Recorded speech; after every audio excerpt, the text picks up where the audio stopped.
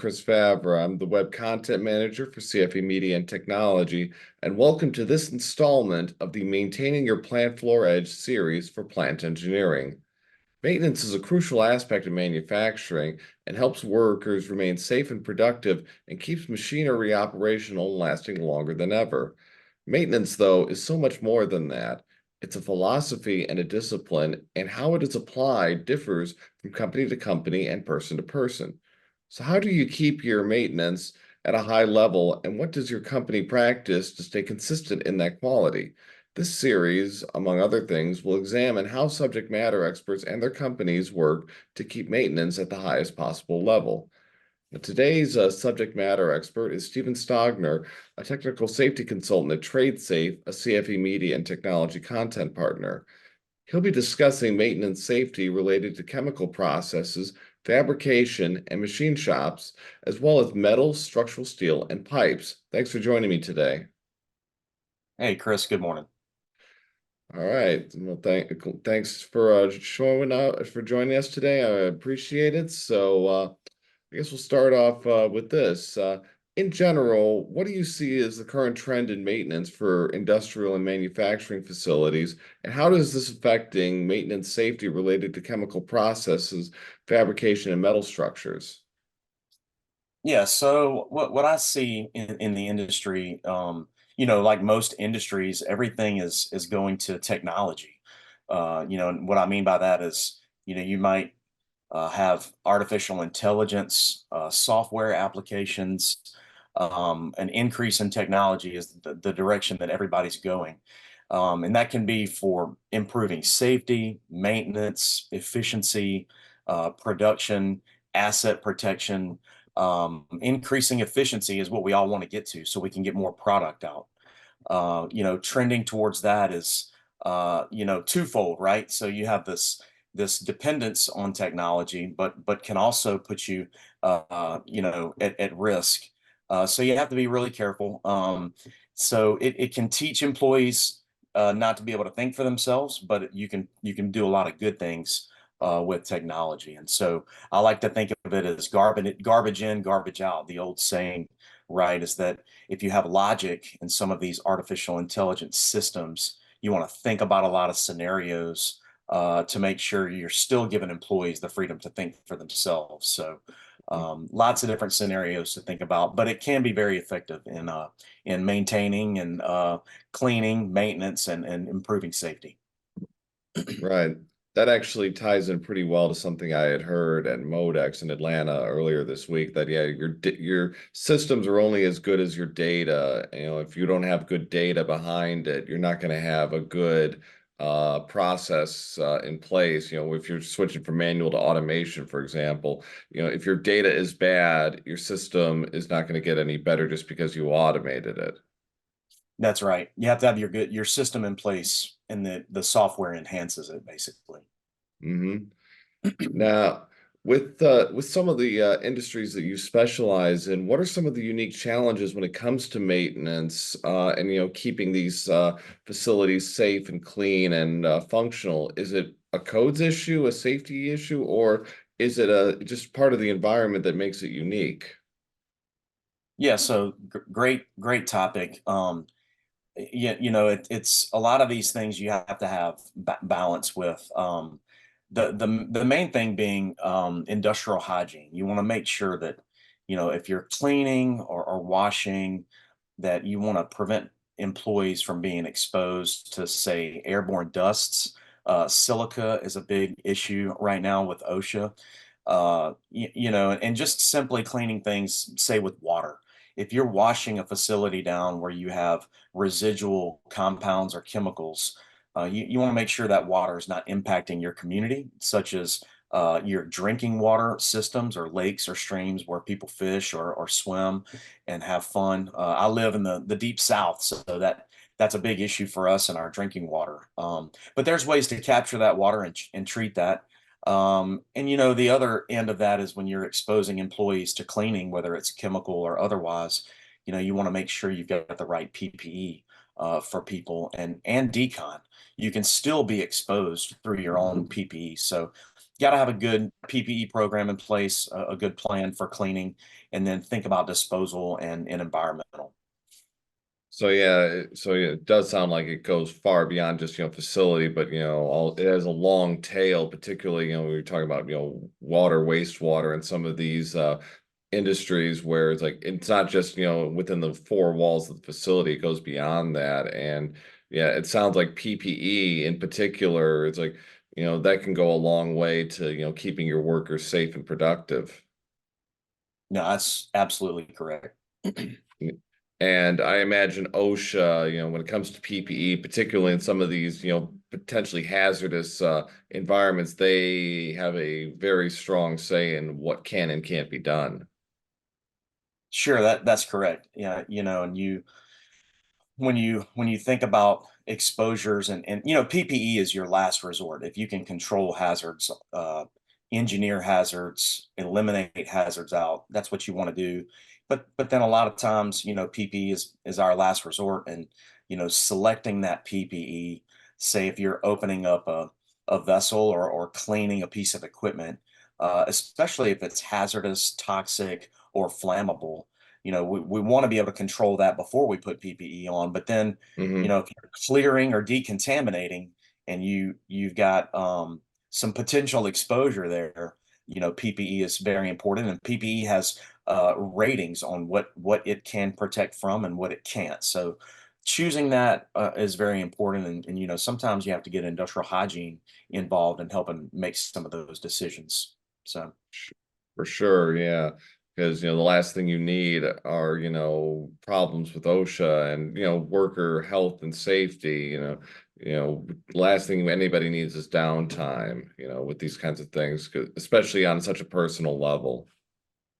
Yeah, that's right. And exposure over time to certain chemicals can have a chronic effect where Hmm. some are hazardous acutely. And so, and OSHA has standards on particular chemicals that are regulated highly for employee exposure limits. Sure. Um, uh, how people go about their maintenance, is somewhat subjective, but the basic backbone is MRO, maintenance, repair, and operations. In the environments that you specialize in, is that the dominant philosophy in those areas, or is there room for predictive, preventive, and even prescriptive maintenance, and trying to keep things running smoothly? Yeah, I would say, most of what I've seen in my 20 years in this industry is a mix of both, depending on what the manufacturing facility specializes in. Equipment sometimes has a life cycle, Hmm. uh, depending on what it's exposed to. But a well-documented MRO maintenance program is going to definitely help the longevity of the equipment, which prevents downtime and improves reliability. And even some of manufacturers have a recommended life cycle of a piece of equipment and preventative maintenance schedules as well, just like your car, has a maintenance schedule, right? Hmm. And on the flip side of that, it's also important too to have, you might have a critical piece of equipment that you might need a spare for, but then coordinate with if you're large enough and you have a need for contractors. If you have a some sort of unplanned downtime event where a contractor can come help you get back up and running. So, Hmm. a plan is always good for any of our facilities and maintenance and ensuring our production and we're getting product out the door. Yeah, and if you've got good data behind it, you can easily come up with a plan to kind of keep everything running without, having adverse effects because, hey, this system needs to be fixed, but we don't want to shut everything down by in the process. So it sounds like, you can use that data to your advantage if you use it correctly. That's right. Your data, your historical information can help you put things in place before you have a failure. That's right. Mm.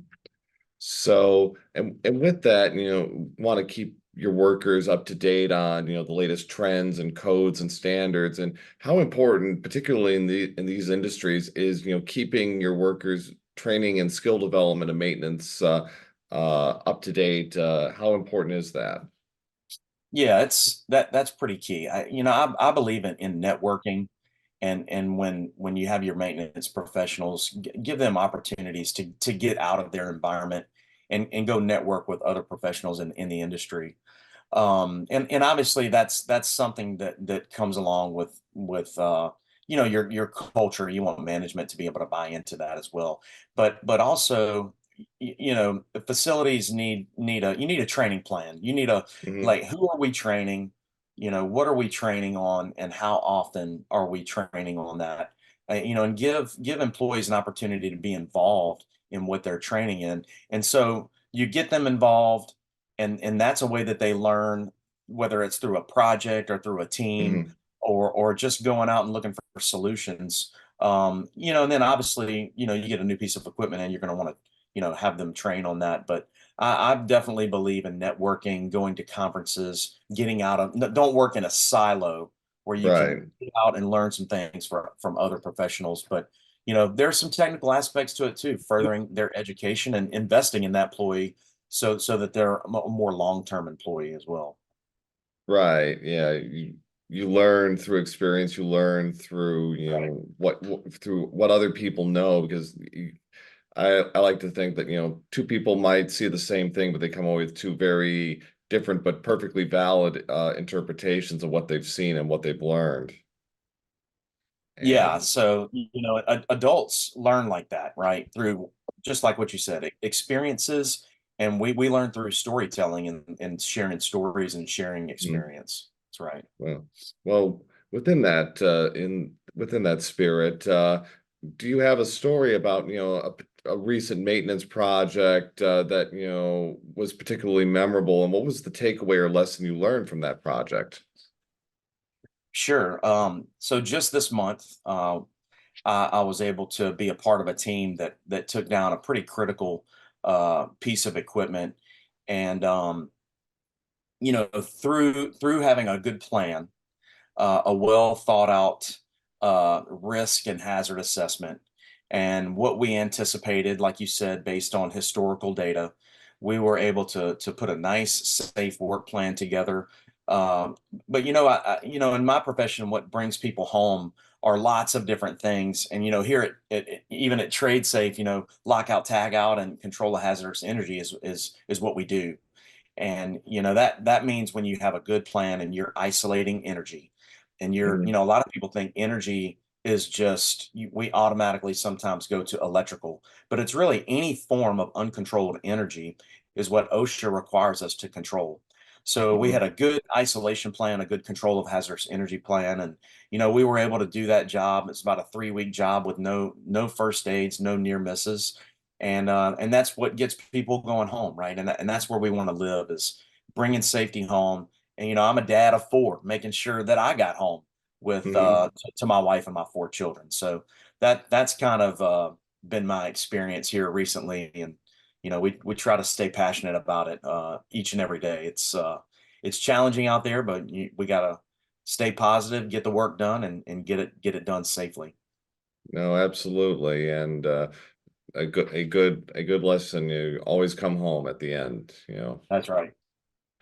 So, well, thank you, Stephen, for joining me today for this installment of Maintaining Your Plant Floor Edge. Sounds like you guys at TradeSafe are definitely doing that. So appreciate your insights today. Yeah, sure, Chris. Thanks a lot. I appreciate it.